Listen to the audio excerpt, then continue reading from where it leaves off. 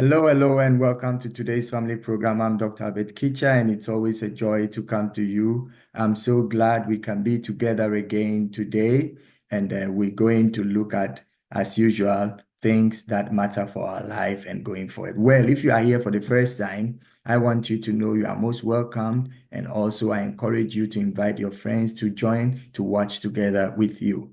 And please take time to watch our previous programs because we build the programs one on another. It's been so good since we started, and I know you're going to have another great time together with us today. So today we're going to look at, things that has to do with parenting. Many of you have written and say, please do something, that would help parents. So I'm going to speak on a few things that really, helps us as parents, especially when you have a child. So if your child lives with criticism, that child will learn how to feel condemned. Parents, before you criticize your children, make it a constructive criticism. Don't let it be something that you may be talking down your child. You're making the child feel inadequate or not in, standard. It is not the right thing to do. Make sure that your children live not with criticism, but with encouragement. Because if your child lives with criticism, he will learn condemnation.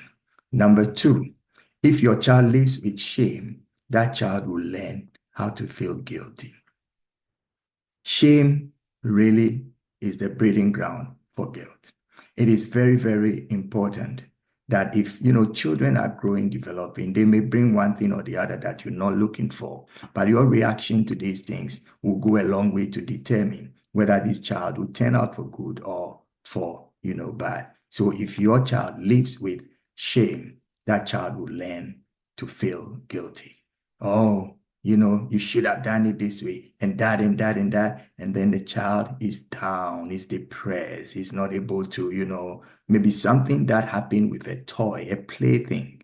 And then you expose it, you expand it, you make it so big. Now the child is feeling guilty and cannot even concentrate to do his homework and cannot really eat well. And then one thing will lead to the other before you know you are having on your hand something that you never expected. So please make sure you don't make your children feel guilty. But yes, let them know when things are not done right, that they have to do it right. The third thing is that if your child lives with praise, that child will learn to appreciate things. So, you shower some praise on your children, especially when they do the good stuff, little things they do. Oh, she put the plate together, fine. She did, something wonderful. Just praise them, just praise them. When I was growing up, it was the other way around. Parents felt if they tell you you're not doing anything, then you would be challenged to do, more. But I think normally when people get encouraged, even if they do the least they could, and you say, well, you've done your best, but I think it's not the best that there is to be done, then the person knows that, well, I'm okay, but I need to get better. So let's do that. Number four, if your child lives with encouragement, that child will learn to be confident. So encourage your children. That something is not working. Say, hey, you're not the first person who have tried this time. Tell them about Thomas Edison. Tell them about people who experimented so many things, and it took them times and times over before they got to, see the solutions. So if your child will live with encouragement, that child will be confident. And finally, if your child lives with fairness, that child will learn justice. If your child lives with fairness, your child will learn justice. So please, let us make sure we don't select, we don't choose and pick. We don't make one feel higher than the other. You have two kids and you have friends coming over, treat all of them the same. Don't make someone look too good. Be just in your, discretions. And what you will not do with your child, don't do with another child. What you will do with one child, don't do it. Do the same with the other children. It is very, very important. I hope these few tips on parenting would help you.